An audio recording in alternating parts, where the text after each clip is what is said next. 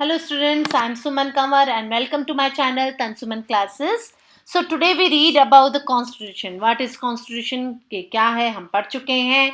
Constitution की ज़रूरत क्यों है? We already did this topic. And right now आज हम ये पढ़ेंगे कि Constitution जो है उसको बनाने में जो बाबा साहेब जो अम्बेडकर हैं उनका बहुत बड़ा contribution रहा था.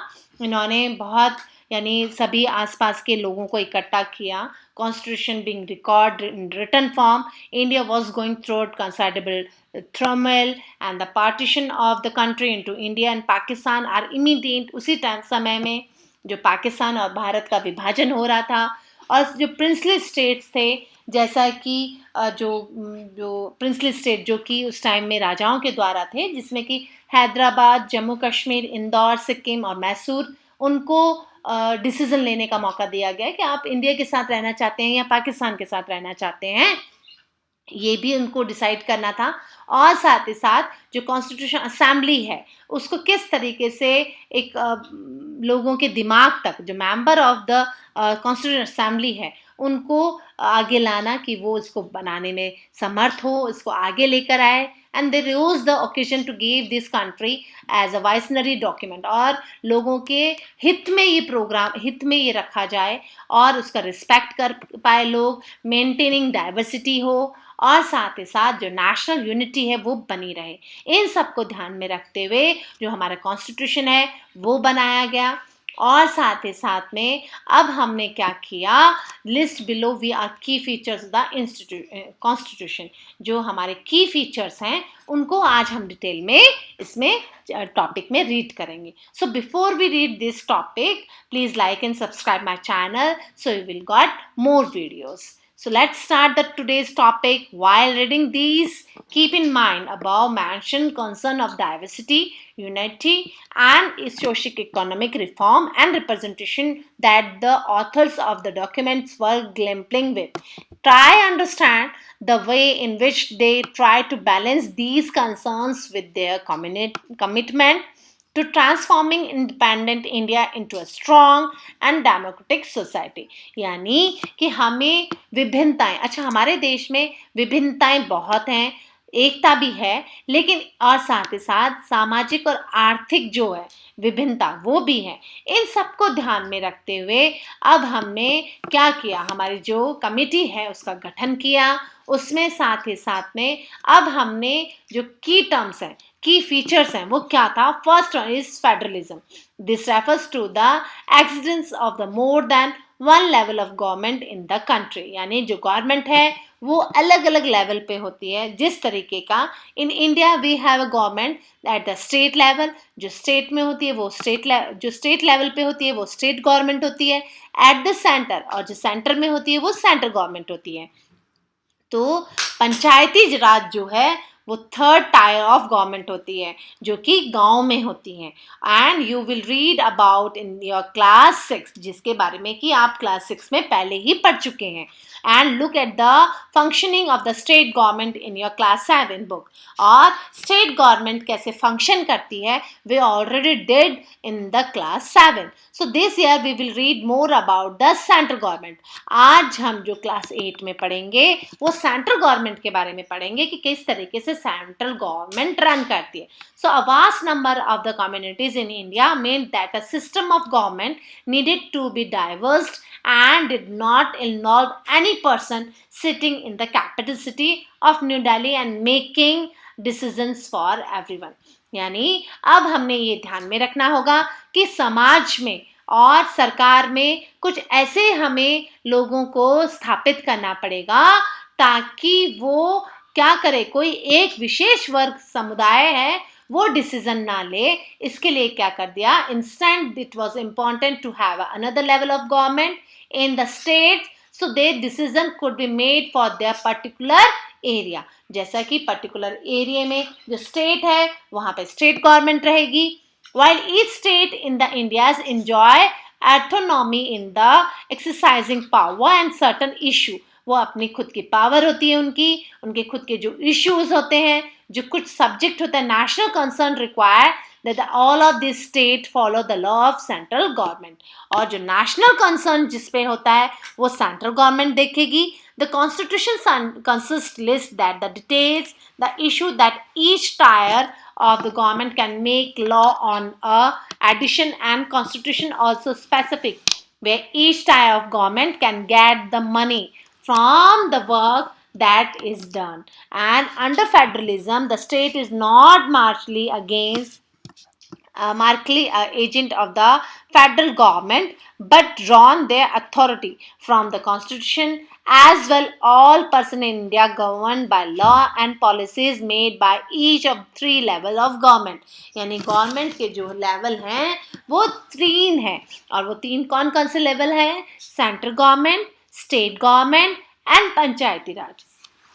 सेंट्रल गवर्नमेंट जो है वो पूरे ऑल ओवर इंडिया जो है उसके पावर उनके पास रहेगी, और जो स्टेट में अगर कुछ भी होता है, स्टेट में कोई भी इश्यू होता है, और जो सेंट्रल की पावर है, जो स्टेट की पावर है वो स्टेट के पास रहेगी, और जो विलेजेस होते हैं वहाँ पे विलेज पंचायत जो है उनके पास में ये सत्ता रहेगी। तो किस तरीके से जो गवर्नमेंट है वो काम करती है, और फिर वो साथ ही साथ में कैसे हमारा सहयोग देती है, हमने इसमें पढ़ा। And when the constitutional assembly adopt the principle of the universal adult franchise, जैसा कि साइड में आपको दिया हुआ है पिक्चर में कि कैसे एडल्ट यूनिवर्सल एडल्ट फ्रेंचाइजी बेटा 18 एंड 18 अबव, यानी जिनको की वोट देने का अधिकार होता है। Shri A.K. Iyer, a member, remarked that this was done with abundant faith of the common man and the ultimate success of the democratic rule, and for belief that the introduction of the democratic government on the basis of the adult suffrage, you will inclination and the promote to be started in life, the comfort and the decent living of the common man। यानी कि अब हम जो हैं किस तरीके से अपना जो कार्य है उसको कर सकें, और साथ ही साथ में जो गवर्नमेंट है हमारा ये बिलीफ रहे कि किस तरीके से गवर्नमेंट जो है वो काम करती है, वो इसमें देखना ज़रूरी है। Second is the parliamentary form of government. अब जो पार्लियामेंट्री फॉर्म ऑफ गवर्नमेंट रहती है, so the different tiers of government that you just read about consist of the representatives who are elected by the people. और parliamentary form of government जो होती है उसमें हम हमारे रिप्रेजेंटेटिव जब हम हर 5 साल बाद अपने रिप्रेजेंटेटिव्स चुन के भेजते हैं, ताकि वो हमारे एब्सेंस में हमारी जो मांगे हैं उनको सरकार के पास रखते हैं। और फिर in our class 7 book begin with the story of Kanta, जैसे कि आपने कांता के बारे में पढ़ा था क्लास 7 में कि कांता को किस तरीके से अपना नेता चुनने का अधिकार था, और कांता उसी लाइन में खड़ी होती है जहाँ पे उसके मालिक खड़े होते हैं। सो इसके पास वो राइट था जो कि गवर्नमेंट ने उसको दिया था, ये कि वो अपना नेता जो है वो चुन सकती है, who was standing in the same line vote during the election, और जो कि लाइन में इलेक्शन में वोट देने के लिए खड़ी है। So this the Constitution of India grants universal adult suffrage for all citizens. When they were making the Constitution, the member of the Constituent Assembly felt that the freedom struggle had prepared the masses of the universal adult suffrage, that this would help encourage and democratic mindset and break the clutches of the traditional caste, class and gender hierarchies. And this means that the people of India have a direct role in electing their representatives. Also, every citizen of the country in representative of this her and social background, यानी कि अब क्या था कि जो भी अगर खड़ा होता है, चुनाव में खड़ा होता है, तो उनके हितों को ध्यान में रखता हुआ और साथ में consult of the election, these representatives are accountable to the people. You will read more about why representative in the crucial and democratic functioning until chapter 2 in this book. यानी किस तरीके से जो समाज में जो यूनिवर्सल एडल्ट फ्रेंचाइजी हैं, यानी कि 18 और 18 से ऊपर के आयु के जो बच्चे हैं वो चुनाव में अपना चुनाव में वोट दे सकते हैं, और साथ ही साथ जब वो अपने चुनाव में अपना वोट देंगे तो वो अपने रिप्रेजेंटेटिव को चुन सकते हैं, और साथ ही साथ जब वो अपने रिप्रेजेंटेटिव्स को चुनते हैं तो अब वो चाहे किसी भी धर्म का हो, किसी भी जाति का क्यों ना हो, चाहे आदमी हो, चाहे पुरुष हो, इन सबके हितों को ध्यान में रखते हुए गवर्नमेंट ने जो नियम निकाले हैं वो इस तरीके से निकाले हैं कि महिला वर्ग है, शेड्यूल कास्ट जो है, शेड्यूल ट्राइब जो है, इनके लिए भी सरकार ने कुछ सीटें संरक्षित रख दी हैं ताकि ये चुनाव लड़ सके।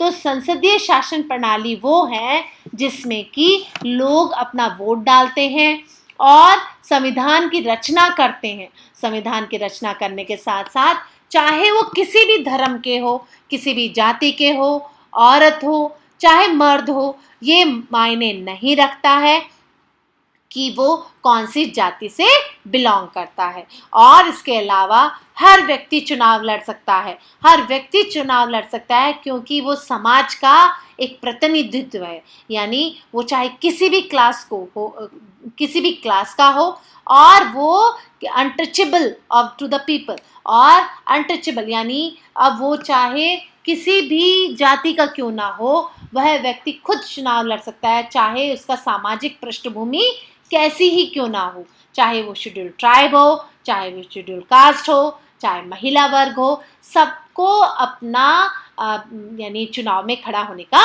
अधिकार है। सेपरेशन ऑफ पावर यानी शक्तियों का बंटवारा। अब शक्तियों का बंटवारा किस तरीके से है? According to the constitution there are 3 origin of government.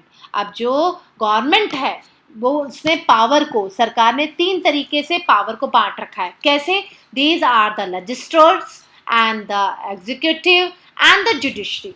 जो फर्स्ट है लेजिस्ट्रेट जो होता है, लेजिस्लेटर यानी कि विधायक जो होता है, सेकंड होता है कार्यपालिका जो काम करती है, एंड जुडिशरी जो कि न्याय करता है। अब the legislator refers to our elected representatives, यानी जो विधायक में क्या होता है कि वो हमारे जो कानून होता है ना, स्टेट जो यूनियन जो लिस्ट होती है उसको बनाता है, साथ ही साथ में लॉ बनाता है, यानी लेजिस्लेटर्स जो होता है वो कानून बनाता है।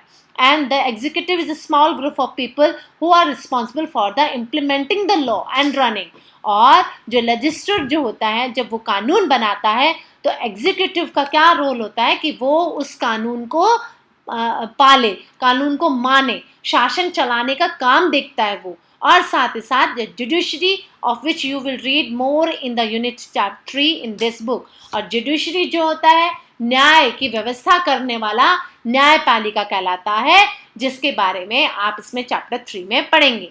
अब सरकार के किसी भी काम को करने में दुरुपयोग ना हो, so the order to prevent the misuse of power by any one branch of the government, the constitution say that each of these origins should exercise different powers। और एक दूसरे को अलग अलग होगी, यानी इन सबकी शक्तियां जो हैं, पावर जो हैं, वो अलग अलग दी हैं ताकि ये इसका मिसयूज ना करे। और प्रत्येक शक्तियों के बंटवारे के आधार पर अलग अलग अब इनमें क्या किया है, each origin acts a check to the order origin of government and this ensure the balance of power between all 3। और इन तीनों में बैलेंस बना रहे, संतुलन बना रहे, इस चीज को ध्यान में रखा गया है। आप इस साइड में फिगर देखिए, पिक्चर देखिए। Member of the constitute assembly feared that the executive might becomes too strong and ignore its responsibility to the legislature and the assembly. Therefore, they include a number of the provisions in the constitution to limit and control the action taken by the executive branch of government as a whole। यानी संविधान सभा की यहाँ पे सदस्यों को भय था कि कहीं ना कहीं कार्यपालिका जो एग्जीक्यूटिव जो है वो ताकतवर ना हो जाए और साथ में अपनी रिस्पॉन्सिबिलिटी से पीछे ना हट जाए। इसलिए अब इसमें क्या किया गया, the assembly therefore the include a number of provisions, और इसमें नंबर ऑफ प्रोविजंस रखे गए ताकि जो संविधान में शामिल किया गया इनको इस तरीके से ताकि ये इसको मिसयूज ना करे और इनके जरिए शासन की कार्यशाखा का काम नियमित रूप से किया जा सके, इस चीज को भी इसमें ध्यान में रखा गया है। Fourth one is fundamental right. अब फंडामेंटल राइट्स है the section of fundamental, fundamental यानी मौलिक अधिकार। अब the section of fundamental rights has often been referred as the conscience of the Indian Constitution। यानी इसके अंतरात्मा, कॉन्साइंस यानी अंतरात्मा है वो किसकी, कॉन्स्टिट्यूशन की यानी संविधान की। अब इसमें क्या है, the had created a certain suspension of the state in the mind of the nationalists, that they wanted to ensure that a set of written rights would guard against the misuse of state power in independent India। यानी राष्ट्रवादी चाहते थे, इसमें लोग चाहते थे कि सत्ता का दुरुपयोग ना हो और इसको लिखित रूप में अधिकार होना चाहिए, लिहाजा मौलिक अधिकार जो फंडामेंटल राइट्स हैं उनको इंट्रोड्यूस किया गया। Therefore protect citizen against the arbitrary यानी मनमाने तरीके से अब लोगों का शोषण ना हो, निरंकुशवादी लोग ना हो, उनके खिलाफ जो है वो स्टेप्स उठाए जा सके। तो अब संविधान जो है उसमें सभी लोगों को अधिकारों की समान रक्षा करी जाए। So the moreover, the minority communities has expressed the need to be the constitution include right what would protect their group। अब जो अल्पसंख्यक है समुदाय, जो माइनॉरिटी पीपल हैं, वो चाहते थे कि उनके जो मौलिक अधिकार हैं, उनके जो समान अधिकार है, उनकी रक्षा करी जाए। और फलस्वरूप क्या हुआ, जो मेजोरिटी जो पीपल हैं और माइनॉरिटी पीपल हैं उनके अगेंस्ट ना खड़े हो, इसलिए उनको मौलिक अधिकार फंडामेंटल राइट्स दिए गए। और इसमें मौलिक अधिकारों में भी क्या दिया गया, इसमें डॉक्टर भीमराव अंबेडकर ने कहा है कि the fundamental rights, their objective of twofold. The first objective is every citizen must in the position to claim those rights, यानी कि उसको अपना अधिकार है, अपने अधिकार रख सकता है और अब अपने अधिकारों की दावेदारी कर सकता है। And secondly, these rights must be binding upon every authority that has got to the power of make laws, और कानून बनाने का अधिकार भी उनको दिया गया है। साथ ही साथ में आप ये देखिए, in addition of fundamental rights the constitution also have a section called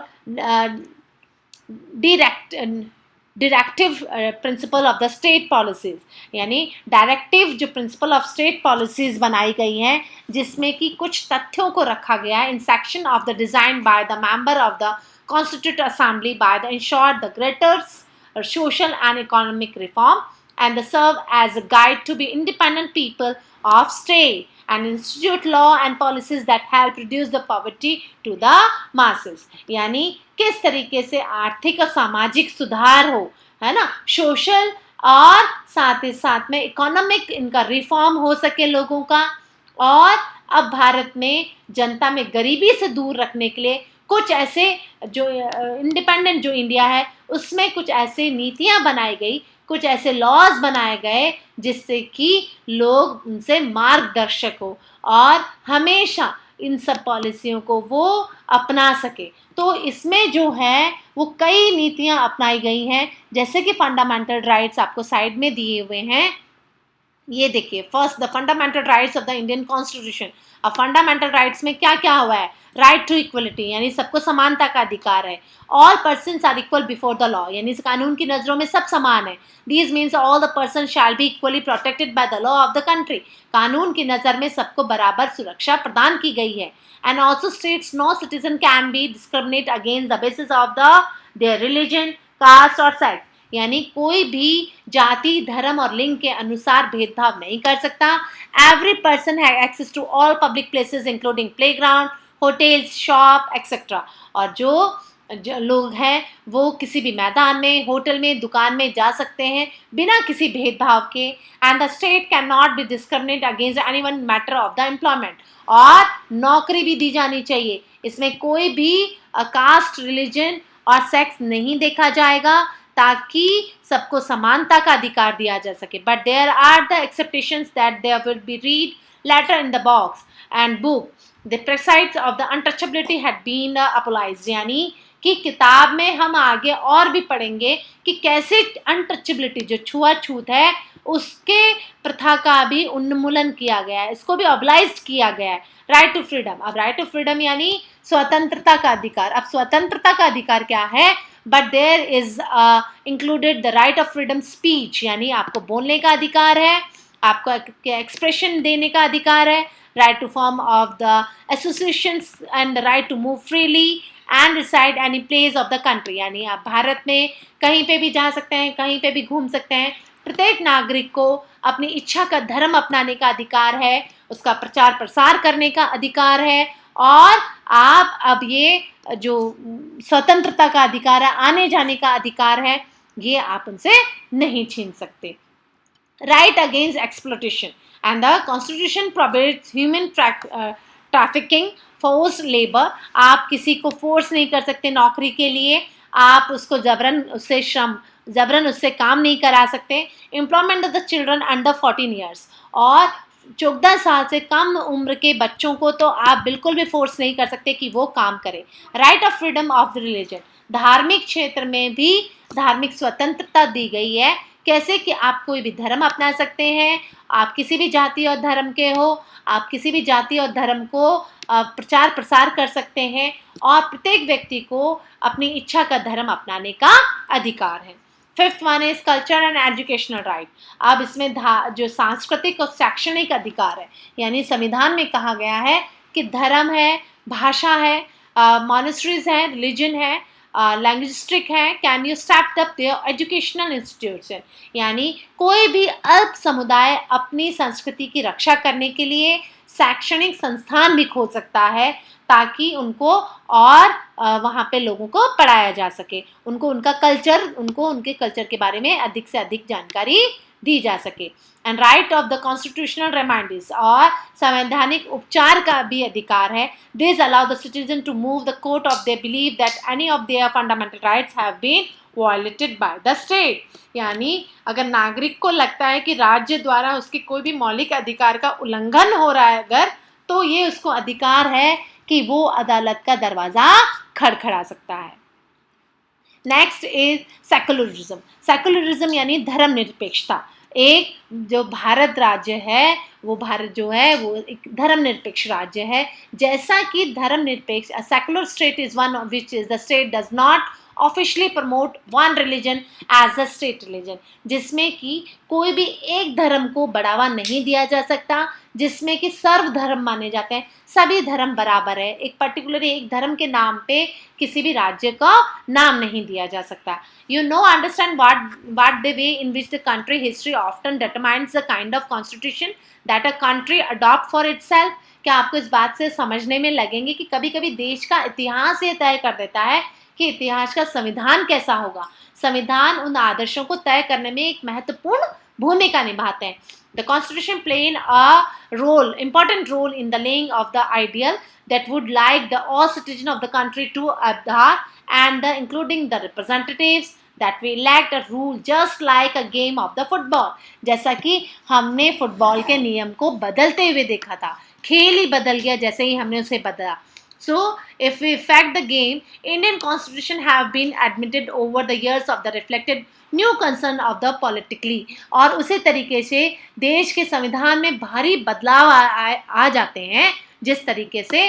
तो often a major changes in the constitution means a change in the fundamental nature of the country. We saw this in the case of the Nepal, और हम ये देख चुके हैं कि किस तरीके से देश के संविधान को भारी बदलाव आ जाते हैं, वहाँ देश की बुनियाद ही बदल जाती है। जैसा कि हम नेपाल में पहले देख चुके हैं, वहाँ लोकतंत्र बनाने की ज़रूरत के साथ साथ नए संविधान की ज़रूरत भी महसूस करी गई थी। सो the different features of the Indian constitution outlined above involve complicated ideas that are often not easy to grasp, and don't worry too much about this for the moment. In the rest of the book, as well as in your higher classes, you will read more about these different features of the Indian Constitution and understand more substantively what they mean। यानी अब भारतीय संविधान को समझने का जब जिक्र आया है, अगर हम इसे समझते हैं तो ये काफ़ी जटिल है, इन्वॉल्व कॉम्प्लिकेटेड हो जाएगा। ये बहुत कॉम्प्लिकेटेड आइडियाज़ हैं ये, कि उन्हें समझने के लिए मुश्किल तो महसूस होगी ही होगी। आपको इसकी ज़्यादा फिक्र करने की ज़रूरत नहीं है, बिकॉज आप अब in the rest of the book, आप इस बाकी बुक में अगले चैप्टर्स में, अगली क्लासेस में आप पढ़ेंगे कि जो इंडियन कॉन्स्टिट्यूशन है उसको समझने में आपको इसमें समझने के लिए आपको बहुत सारी चीज़ों को समझने की ज़रूरत है और आप लगातार सीखते जाएंगे। ठोस रूप से आपका यही अर्थ जान पाएंगे कि हमारा जो कॉन्स्टिट्यूशन है वो हमें काफ़ी कुछ प्रोवाइड करता है और साथ ही साथ में आपको इसमें 11 is illustrate each of the 11 fundamental duties with drawing, pictures, poem और songs and discuss them in the classroom. और 11 मौलिक अधिकार जो 11 फंडामेंटल ड्यूटीज जो हैं वो भी हम आपको इसमें समझाएंगे, तस्वीरें बनाएंगे और कुछ कविताओं के बारे में आपको बताएंगे कि हमारी जो फंडामेंटल ड्यूटीज़ हैं वो क्या हैं। तो आगे आने वाले चैप्टर्स में we will discuss about this topic and this look at the picture. The above photo shows various members of the Constituent Assembly signing a copy of the Constitution of the final session on 24 January 1950. The first photo from top shows Prime Minister Pandit Jawaharlal Nehru signing। जैसा कि आपको 24 जनवरी 1950 की जो final जो session हुआ था constitution का, इसमें आपको दिखाया जा रहा है कि किस तरीके से जो फर्स्ट फोटो है इसमें दिखाया जा रहा है कि टॉप में आपको prime minister, look at the picture, yes, prime minister Jawaharlal Nehru आपको साइन करते हुए दिखाए जा रहे हैं और दूसरे पिक्चर में आपको संवैधानिक सभा के डॉक्टर राजेंद्र प्रसाद जो हैं वो आपको दिखाए जा रहे हैं। And third one is the second one is Rajendra Prasad and third one president of the Constitution Assembly, and last photo shows the following person from right to left। Shri आपको नीचे से चित्र में बाएं से जो लोग दिखाए जा रहे हैं उसमें है जयराम दास दौलत राम, खाद्य और कृषि मंत्री, राजकुमारी अमृत कौर स्वास्थ्य मंत्री, और साथ ही साथ में आपको जॉन मथाई वित्त मंत्री दिखाई दे रहे हैं। सरदार वल्लभ भाई पटेल जो हैं, वल्लभ भाई पटेल, ये आपको जो वित्त मंत्री के रूप में दिखाए जा रहे हैं। प्राइम मिनिस्टर एंड बिहाइंड और उप प्रधानमंत्री तथा पीछे से जगजीवन राम जो हैं वो दिखाए जा रहे हैं, जो श्रम मंत्री खड़े हैं जो कि लेबर मिनिस्टर हैं। So this topic and this chapter is complete from my side. So thank you and don't forget to like and subscribe my channel. Thank you.